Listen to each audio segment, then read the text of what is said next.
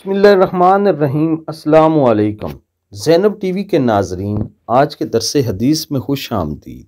ناظرین کرام، آج کے درس حدیث کا موضوع ہے قدم اٹھتے ہی گناہ معاف۔ سیدنا عبداللہ بن عمر رضی اللہ تعالیٰ عنہ سے مروی ہے، بیان کرتے ہیں نماز کے لیے جامع مسجد آتے اور جاتے ہوئے ہر قدم پر ایک گناہ مٹ جاتا ہے اور ہر قدم پر ایک نیکی لکھ دی جاتی ہے۔ ابن حبان۔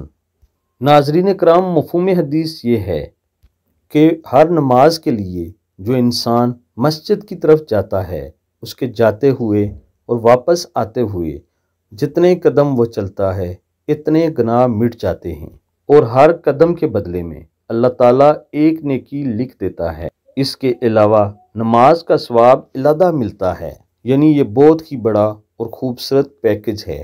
آپ سب دوستوں نے اس خوبصورت حدیث مبارکہ پر ضرور عمل کرنا ہے۔ اللہ تعالیٰ آپ سب کو اجر عظیم عطا فرمائے، آمین ثم آمین۔